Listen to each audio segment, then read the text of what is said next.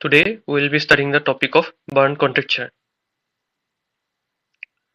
This will be studied under the heading of Introduction, Causes and Risk Factors, Pathophysiology, Types, Clinical Features, Diagnosis Management, Postoperative Care and Rehabilitation, Complications of burn contracture, Prognosis, Outcomes, Conclusion, and finally some of the commonly asked questions.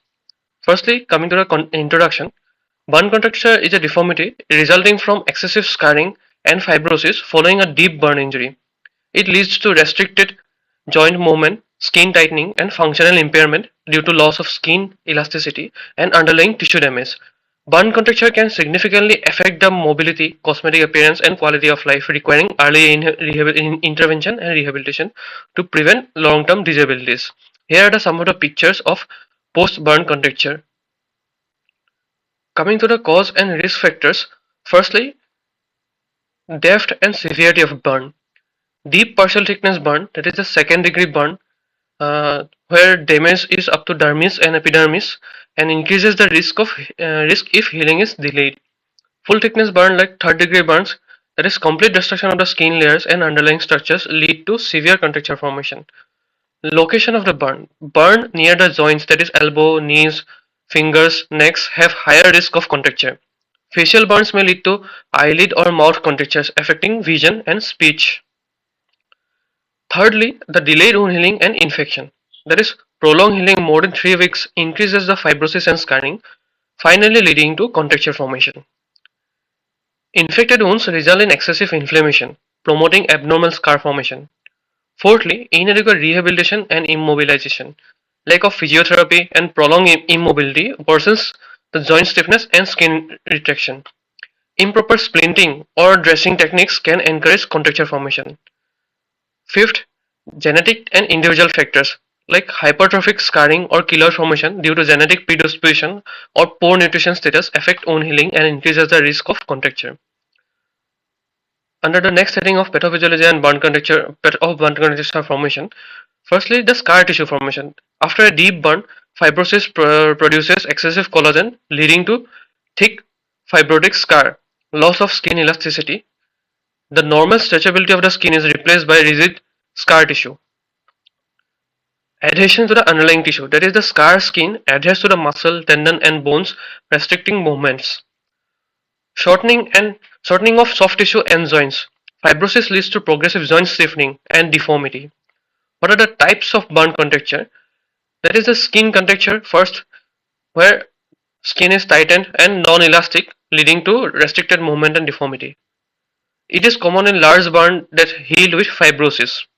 Secondly, joint contracture, which is also known as post-burn ankylosis, stiffening of the joints due to adhesions and fibrosis around the tendons, ligaments, and capsules. It affects elbows, knees, wrists, and fingers, making daily activities difficult. Thirdly, muscle and tendon contractures. Deep burns involving muscle or tendon lead to shortening and functional impairment. It is common in severe third degree burns over extremities. Fourthly, facial and neck contractures. It involves the eyelid contracture, which can lead to ectropion, that is, eyelid turning outward, which affects the vision. Mouth contracture leading to microstomia, which restricts mouth opening, causing difficulty in speaking as well as eating. Neck contractures causes head tilt and restricted neck movements. What are the clinical features of burn contracture? Firstly, the restricted joint mobility, inability to extend, flex, or rotate joints due to scar tightness. It commonly affects joints like elbow, knee, shoulders, fingers, neck, etc. Secondly, skin tightness and deformity, thickened, hyperpigmented, or hypopigmented scar tissue, and fibrotic skin which pulls adjacent structure, leading to visible deformities. Thirdly, pain and discomfort, that is, tight pulling sensation over the scar area, pain during the movement due to nerve involvement or friction against the clothings. Functional limitations also developed in burn contracture, like difficulty in walking, gripping, or performing daily tasks. It also impairs speech, eating if mouth contracture is present. How to diagnose a case of burn contracture? Firstly and essentially, it is a clinical examination. That is visual assessment of the scar and deformity, range of motion testing, which identifies the severity of contracture and joint restriction. Imaging studies are seldom required, for only deep or joint contractures, like X-rays, which check for joint ankylosis or bony involvement. Ultrasound or MRI evaluates deep tissue fibrosis, muscle involvement, and tendon adhesions. X-rays are also useful for detecting myositis ossificans. How to manage a case of burn contracture? Firstly, we have to prevent this burn contracture development. For this, the strategies that are adopted are early intervention, which is the main key features. That is the early physiotherapy and range of motion exercises, which prevent stiffness and maintain mobility. Sprinting and positioning, it keeps the joints in functional alignment to prevent contracture formation. Pressure garments, that is a compression therapy, which reduces hypertrophic scarring and minimizes contracture risks. Proper wound care and moisturization promotes healthy healing with less fibrosis. Non-surgical treatment for moderate burn contractures. Physical therapy and stretching exercises which improves joint mobility and prevents worsening. Splints and orthopedic devices. This maintains the correct joint position and prevents further contracture. Silicone gel and scar massage. It helps to soften the scar and reduces the tightness. Botulinum toxin, that is Botox injection, reduces muscle spasticity in burn contractures affecting the movement. Thirdly, the surgical treatments, that is for severe or persistent contracture even after this conservative managements. Contracture release surgeries, that is mostly done as a Z-plasty or multiple Z-plasty, which releases the scar tissue and increases flexibility. Here in this picture, we can see first in picture we can see a single Z-plasty and multiple Z-plasties in the second picture. Local flap reconstruction, which uses adjacent healthy skin to cover the contracture area. Skin grafting, that either split thickness or full thickness skin graft, which covers the large contracture scars. Here in this figure A, we can see the burn contracture, which is treated with flap flap reconstruction in the picture B, and after healing, we can see the reduced amount of contracture. And in the second picture also, we can see the in this fourth picture also we can see the treated burn contracture with flap reconstructions. Tendon or muscle release. Fasciotomy or tenotomy, that is release of fibrotic tissue around the tendons or fascia to improve the mobility. Lastly, joint reconstruction and orthopedic procedures. Joint capsule release improves ankylosed stiff joints. It corrects corrective osteotomy, also used for bone cutting procedures to restore joint alignments. Some of the essential postoperative care and rehabilitation for burn contracture includes intensive physiotherapy and stretching exercises, which prevents further recurrence of contracture. Long-term splinting or bracing that helps maintain correct joint positioning. Regular wound care and scar management ensures proper healing and prevents hypertrophic scar. Psychosocial support and occupational therapy helps the patient to regain the confidence and functional independence. Regarding complications of burn contracture, there may be permanent joint deformity if untreated, chronic pain and stiffness development, psychological impaction as depression, anxiety, and body image issues, recurrent contracture formations if the proper preventive measures are not taken. Prognosis and outcome. Early prevention and therapy improves the outcome significantly. Surgical correction combined with physiotherapy leads to functional recovery. Patients with severe contracture may require long-term rehabilitation for optimal mobility and quality of life. Finally, coming to the conclusion that the burn contracture is a serious complication of deep burns, causing skin tightening, joint stiffness, and functional impairment. Prevention through early mobilization, splinting, and proper wound care is essential. Treatment includes physiotherapy, splinting, and surgical release in severe cases. A multidisciplinary approach involving plastic surgeons, physiotherapists, and occupational therapists ensures the best outcome for burn survivors. Now, attending some of the questions related to burn, like they may ask, what are the layers of skin? Grossly, these are epidermis, dermis, and hypodermis. Dermis is further divided into papillary and reticular dermis. And epidermis is further subdivided into five layers, that is stratum corneum, stratum lucidum, stratum granulosum, stratum spinosum, and stratum basale. Management of burn. Initially, we have to assess the patient and do the resuscitation. That is, firstly, the pre-hospital care. That at the site of the burn, we should remove the patient from the burning environment and we should try to remove the try to secure the patient and stop the burning. Secondly, we have to do a primary survey in the form of A, B, C, D, E approach. A is the airway, B is the breathing, C is the circulation, D is the disability, and lastly E is the exposure and the environmental control. Fluid resuscitation will be discussed again in details later on in the form of Parkland formula, and we have to do the monitoring of the urine output as well as the other vital functions. We have to do the assessment of the burn and classify them depending on the depth of burn, like superficial, partial thickness, full thickness, or 4-degree burns. We have to estimate the burn surface area using the rule of 9 or London Broadler's chart. Wound care involves cleaning and dressing, which topical antibiotics and several dressings, and prevention and treatment of infections with antibiotics and other supportive measures. Essentially, we have to manage the pain and we have to give the other supportive cares like tetanus prophylaxis, nutritional support. Surgical management of burn includes sclerotomy and fasciotomy, and later on skin grafting. Rehabilitation and long-term care includes physiotherapy and occupational therapy, scar management, psychological support, and special considerations in case of electrical burns and chemical burns, etc. And they may ask about the Parkland formula, and the fluid required is the 4 ml per kg body weight into percentage of the total body surface area burned.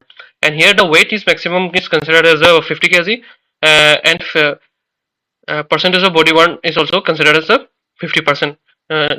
If it is more than that, we have to consider the value as 50 only, and give the half the volume in the first 8 hours and the remaining half over the next 16 hours. Fluid of choice is ringer lactate. And they may ask about the classification of the burn contracture, which is known as the BM Orchard's classification. Mild, that is less than one third, inability to see the ceiling. Particularly, it is available. It is applicable in case of contracture of the neck. Moderate, that is one third to two third, that is flexion is possible but extension is not possible. Severe, that is more than two third, which is fully contracted in flexed position with pull on the lower lip. And the extensive, that is the contraction is extensive with the mentosternal adhesions. They may also ask about the stages of wound healing. This is the stages of wound healing means mainly firstly the hemostasis, that is immediate minutes after the injury. The goal is to stop the bleeding and to form a clot. The key processes include vasoconstriction to reduce the blood loss, platelet aggregation to form a temporary plug, coagulation cascade activation, fibrin clot formation, and release of growth factors like platelet growth factor, platelet derived growth factor, that is PDGF, and transforming growth factor beta. Inflammatory phase, which lasts 0 to 4 days after the injury. The goal is to prevent infection and initiate tissue repair. The key processes are vasodilation, neutrophil infiltration, macrophage activation, and release of cytokines like TNF alpha and interleukin 1 and growth factors, and mast cell and histamine release, that is further immune cell recruitment. Thirdly, the post-proliferative phase, which lasts from day 4 to 21 days after the injury, and goal is to rebuild the tissue and restore the blood supply. The key processes include fibroblast activation for collagen production, angiogenesis for new blood vessel formation, granulation tissue formation like red beefy granulation tissue which indicates healing, epithelialization, there is a keratinocyte migrate to cover the wound, and myofibroblast contraction to decrease the wound size. Finally, the remodeling or maturation phase, that's 21 days to 1 year or more. The goal is to strengthen and reorganize new tissue. The key processes is the collagen remodeling. That is, firstly, the type 3 collagen are deposited, which are replaced later on by type 1 collagen. Increased tensile strength. Finally, scar has reached more than 80% of the original strength.